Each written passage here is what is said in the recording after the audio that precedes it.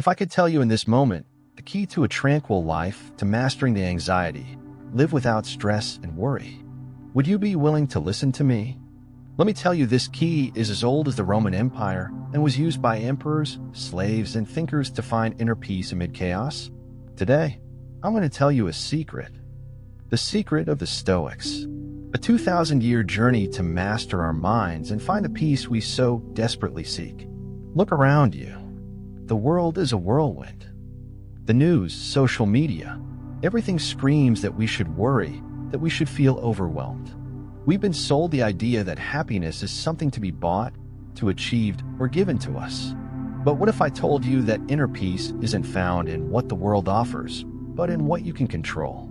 What if I told you that inner peace is built, cultivated, and protected from within? That's what the Stoics understood.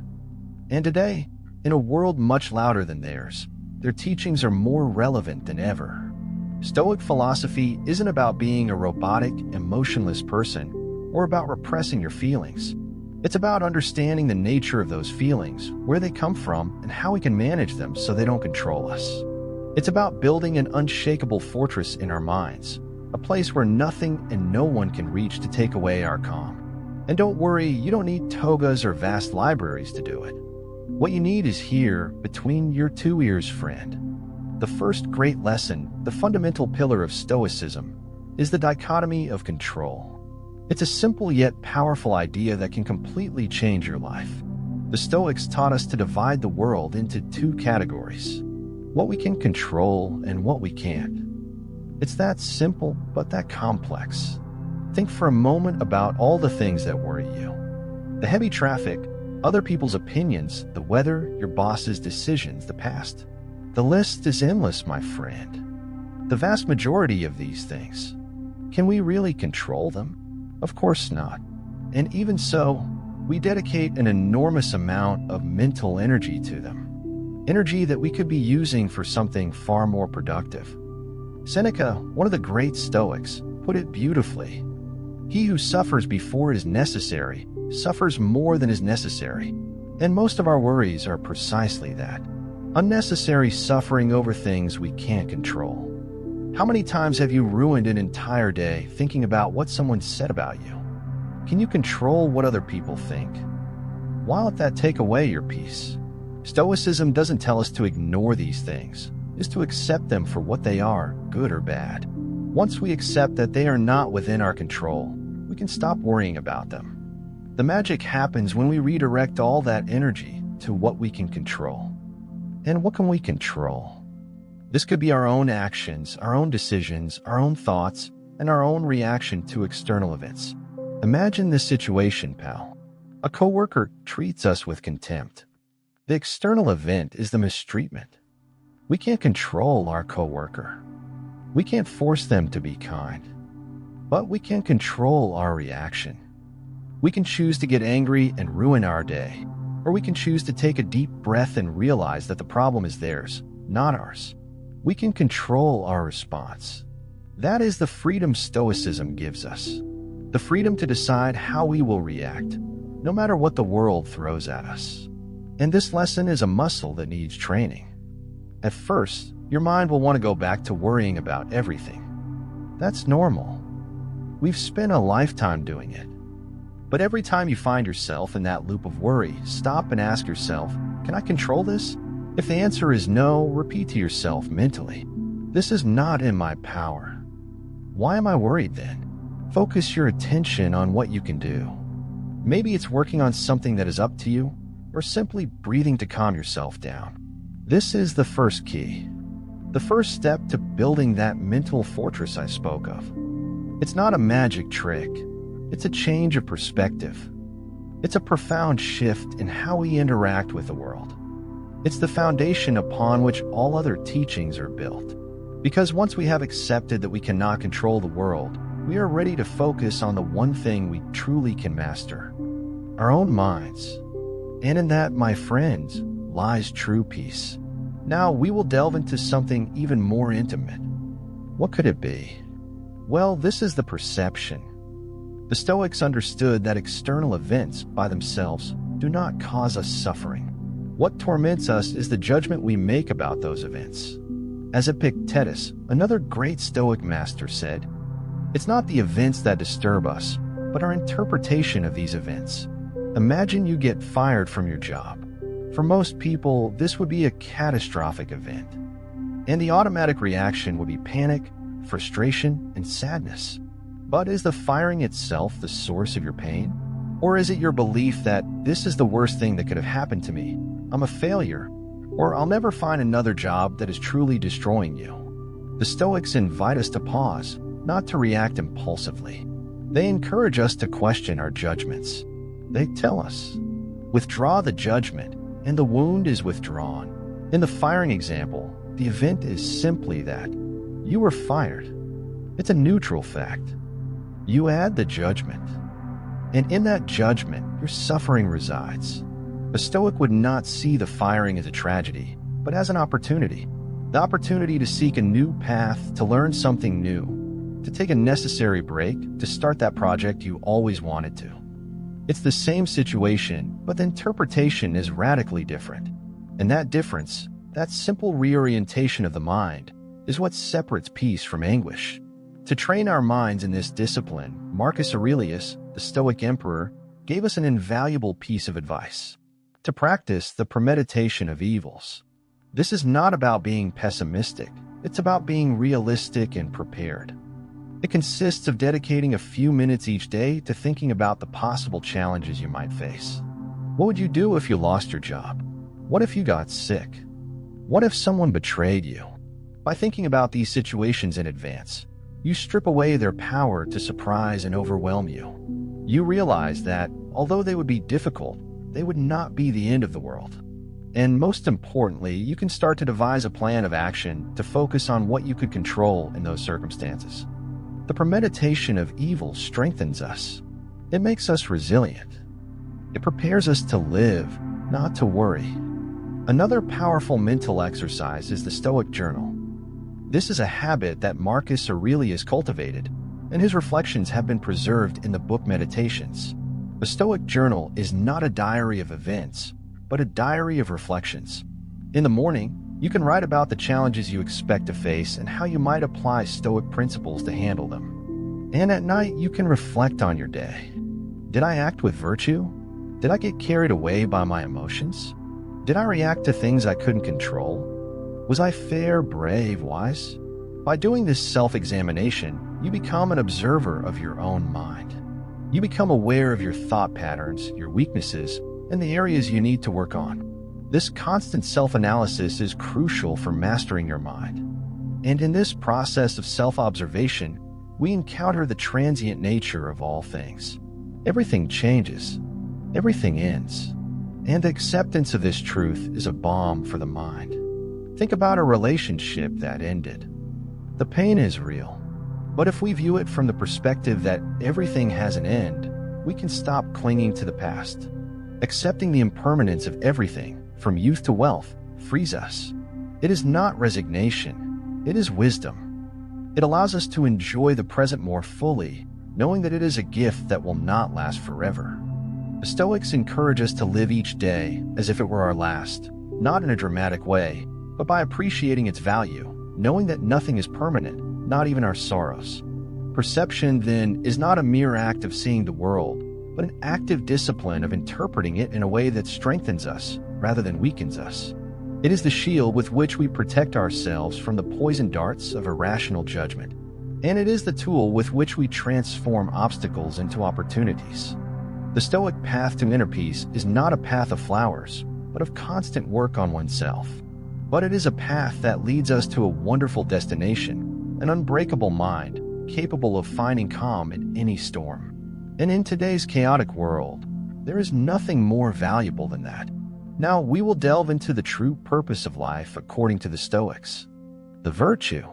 If the dichotomy of control was the pillar and perception was the shield, today we're going to talk about the heart of Stoicism. Virtue. Don't be scared by the word. Virtue for the Stoics had nothing to do with being moralistic or puritanical. Virtue was the excellence of character, the only truly good thing, the only thing that could guarantee us a happy and peaceful life, regardless of external circumstances. Marcus Aurelius made it clear. The goal of life is not to have a long life, nor a prosperous life, but a virtuous life. But what is that? The Stoics divided it into 4 pillars: wisdom, justice, courage, and temperance. And they believed that cultivating these 4 virtues was the only path to what they called a human flourishing. It is a state of deep peace that does not depend on anything external. Let's talk about each one, because each is a tool for mastering our minds. We start with wisdom. This is not about having a high IQ or being a scholar. Wisdom, for the Stoics, is the ability to discern between what is good, what is bad, and what is indifferent. It is the art of living well. It is the ability to use our reason to understand the world and our place in it. A Stoic sage knows what is under their control and what is not. They know that wealth and fame are indifferent things, which can be used for good or for bad, but which by themselves will not make us happy. Wisdom is the compass that guides us to make the right decisions, to act with reason rather than with emotions. It is what allows us to understand that, in the grand scheme of the universe, our problems are small and our life, though valuable, is ephemeral. This cosmic perspective gives us humility and takes away the burden of self-pity. Now the justice is the basis of how we relate to others. It's not just about being fair in a court of law. It's about being fair in every one of our interactions, about treating others with respect, honesty, and kindness, about recognizing the humanity in every person we cross paths with. Marcus Aurelius believed that we are all part of a larger whole, a kind of universal human community, and therefore our duty is to contribute to the well-being of that community. Injustice, envy, or cruelty not only harm others, but they also harm our own soul. Injustice is a poison that eats away at us from within, because it goes against our social nature. Inner peace is impossible if we are not at peace with our conscience, if we have not acted with justice towards others. Next is the courage. This virtue doesn't mean the absence of fear, but the ability to act correctly in spite of it. It's about facing life's challenges with strength, whether they are physical or mental. It's about having the courage to stand for what is right, to live according to your principles, even when it is unpopular or difficult. Is also the strength to face adversity, illness, pain with dignity. Epictetus, a slave who became a great philosopher, demonstrated immense mental fortitude. He accepted his situation and focused on his inner freedom, which no one could touch. Courage is not shouting or fighting. It is standing firm, unshakable, in the face of the storm. It is the strength not to be swept away by despair or self-pity. Finally, the temperance, also known as moderation or self-control. This is the virtue that allows us to master our desires and pleasures. It's not about denying them, but about not letting them control us. It's the ability to say no when necessary, to resist the temptation of instant gratification for a greater good. Temperance frees us from the slavery of our impulses. It allows us to enjoy the good things in life in moderation, without them becoming an addiction or an obsession. It teaches us to be masters of ourselves. And this mastery over our own desires is what gives us immense peace of mind, because we are no longer at the mercy of every whim or craving that comes our way. For the Stoics, the virtuous life is its own reward. We don't need a prize or a medal. The simple fact of having acted with wisdom, justice, courage, and temperance is true happiness. The inner peace we seek is not a gift of fate. It is the result of our own virtuous actions. And this is the third key to mastering our minds and finding serenity. In this final part, we will close this circle by talking about a concept that unites everything. Amor fati. It's not a passive resignation. It's an active and enthusiastic acceptance of everything life throws at us, both good and bad. Amor fati is the idea that we should not only tolerate the events that are beyond our control, but we should embrace and love them because they are an essential part of our path. Like a blacksmith who doesn't complain about the heat of the fire, but uses it to shape the metal.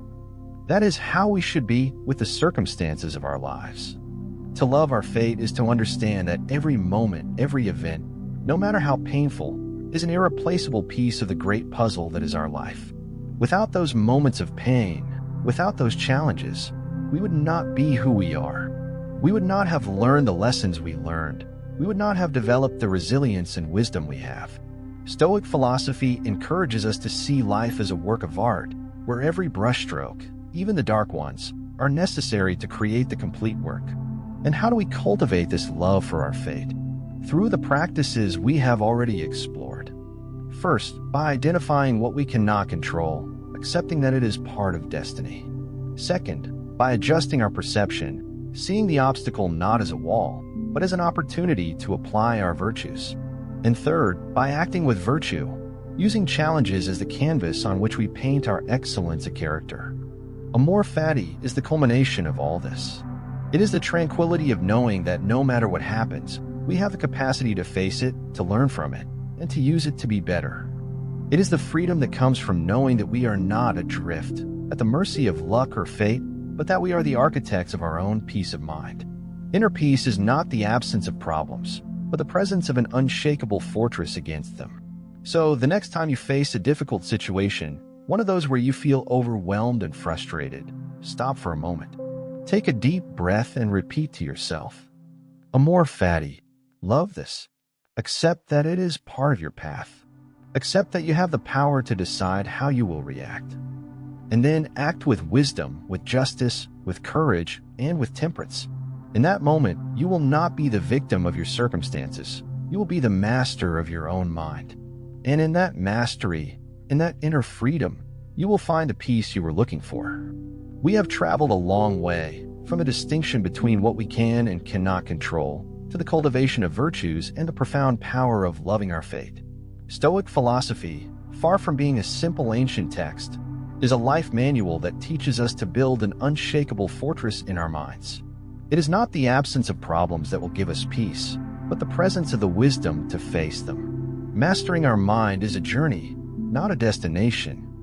It is a daily practice. It is deciding in every moment whether we are going to be slaves to our emotions or masters of our reason. And the best part is that the power to do it is not in a book or in a video. It is inside you.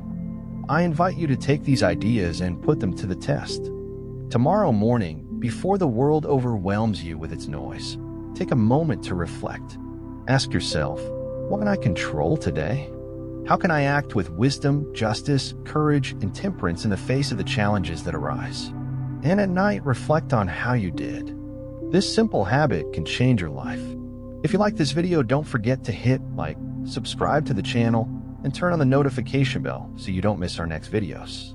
And tell me in the comments, which of these ideas resonates most with you? The dichotomy of control, virtue, or Amor Fati? I would love to read your thoughts and continue this conversation. Thanks for joining me on this journey. I hope that the lessons of the Stoics don't just stay in this video, but become an active part of your life. Inner peace is possible. You just have to decide to build it.